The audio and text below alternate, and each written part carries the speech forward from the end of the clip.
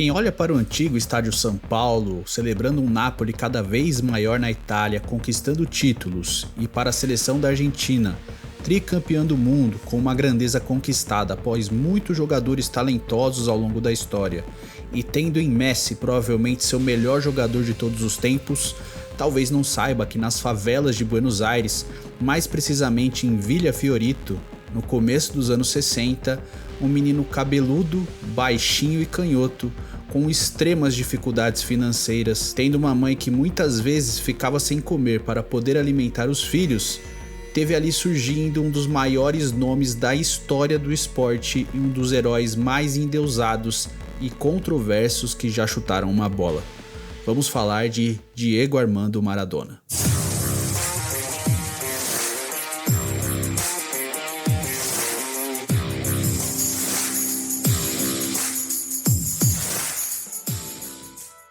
A trajetória de Maradona já foi contada em livros, músicas, filmes e seriados, provando o impacto que ele causou.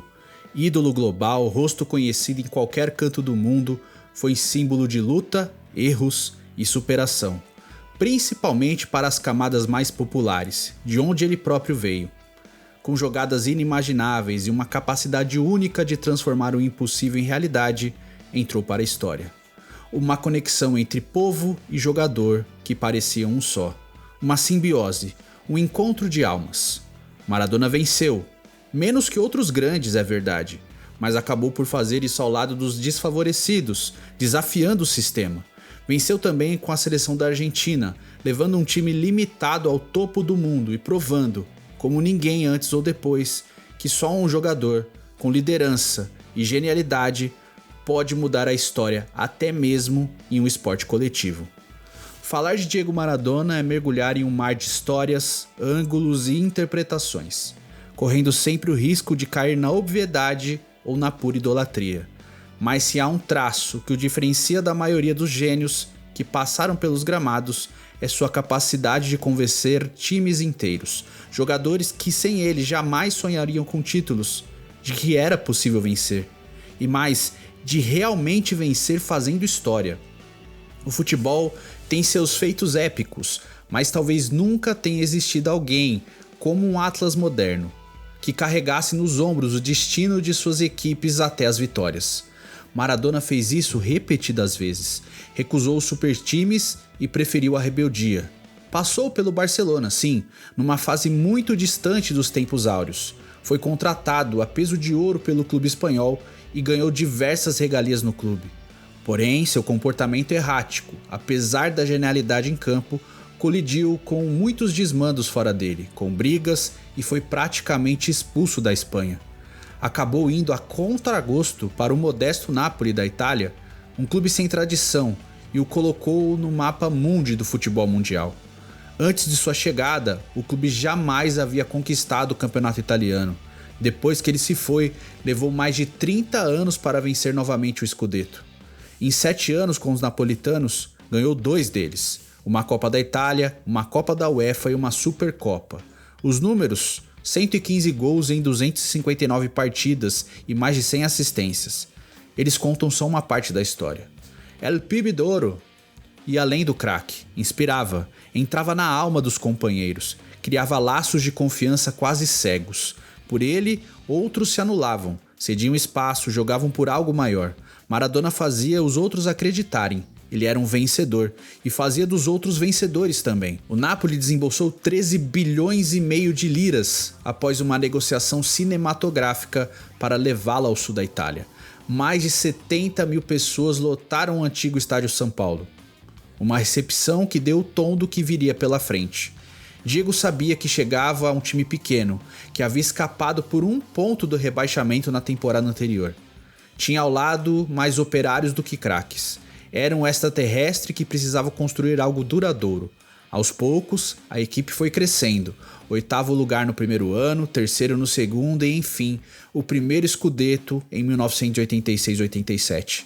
Naquela época, a Itália tinha a melhor liga do mundo. Era a Juventus de Platini, o Milan dos holandeses, a Inter de Trapattoni dos alemães, a Sampdoria de Cerezo, Vialli e Mancini, o Verona campeão de 85, craques como Falcão, Zico, Sócrates, Júnior, Roberto Baggio circulavam pelos gramados. Entre 1984 e 1991, 6 times diferentes venceram o campeonato. Só o Napoli conseguiu repetir a façanha. Só o Napoli venceu 2 vezes. Títulos longe das potências do norte existiram. Verona, Sampdoria, Lazio, Roma, Fiorentina, mas só o Napoli de Maradona conseguiu construir um ciclo.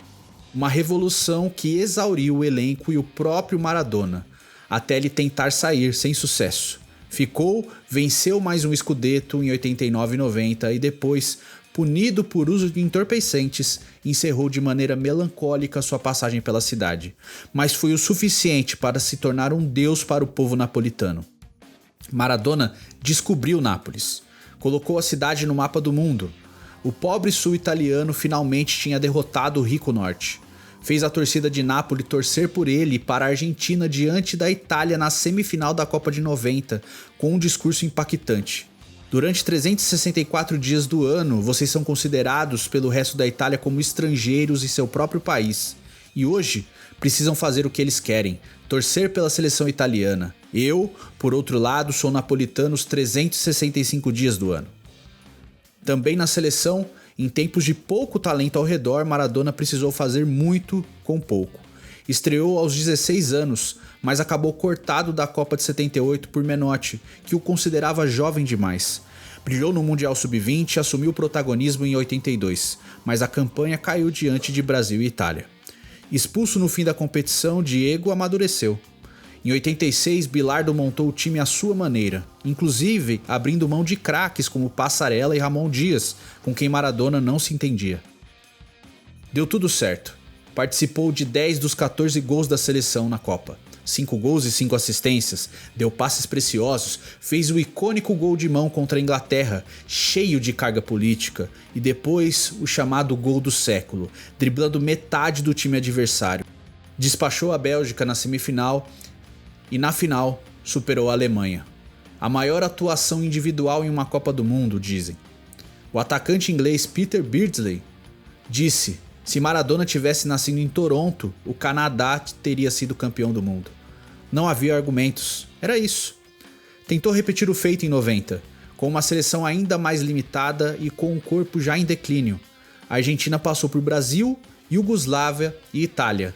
Essa última em Nápoles, com Diego pedindo apoio local contra os próprios compatriotas. Parecia o fim, mas ele ainda reapareceu em 94, aos trancos e barrancos, se recuperando focado no Mundial, vindo de uma nova punição.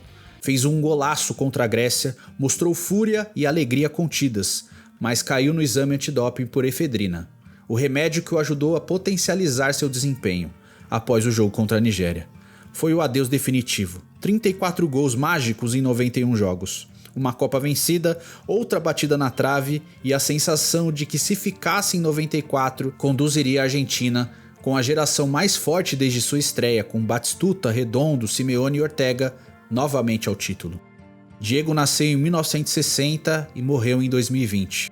Começou no Argentinos Júniors e desde cedo atraiu os holofotes. Em entrevista, ainda garoto, dizia sonhar com a Copa e em vencê-la. Cumpriu. Aos 20 já era o melhor jogador do continente. Passou por Boca Juniors e Barcelona antes de seu auge no Napoli. Depois, tentativas no Sevilha ou no Newell's Old Boys. Antes de voltar ao Boca para encerrar a carreira. Viveu 1000 vidas. Caiu, tentou se levantar diante dos olhos de todos. Errou. Errou muito. Foi rebelde e por isso mesmo virou espelho para tantos. Ao chegar em Nápoles, disse que queria ser ídolo dos meninos pobres da cidade, como ele fora em Buenos Aires. Conseguiu. Criou uma conexão visceral com a cidade, dentro e fora de campo. Foi um grande protagonista. Fez gols do meio de campo, cobranças geniais de falta, encantou durante e antes dos jogos. Nunca foi egoísta, fazia os outros jogarem melhor. Maradona potencializava todos ao seu redor, mas ele era a estrela máxima. Era ele que fazia acontecer. Pelé brilhou num Brasil e num Santos estrelado e foi o maior entre todos de fato.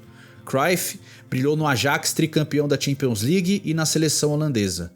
Messi e Cristiano Ronaldo dominaram super times e o futebol por mais de uma década. Outros grandes passaram por Real Madrid, Milan, Juventus, Barcelona. Mas Maradona foi diferente. E é aqui que ele se separa dos demais. Existe quem venceu mais do que ele. Vivido mais tempo no topo do futebol com certeza, mas talvez ninguém tenha igualado seu poder de transformar equipes comuns em campeãs. Maradona fez isso em Nápoles e na Argentina. Ele não jogou com os grandes, jogou contra eles e os derrotou. Muitas vezes, mais do que se poderia imaginar. Por isso, seu nome está eternizado na grandeza de um herói endeusado e humano. Talvez o mais humano de todos eles. Se você gostou desse vídeo, deixe o seu like, seu comentário e se inscreva no canal para receber os novos vídeos sempre que eles forem lançados. Até a próxima e valeu!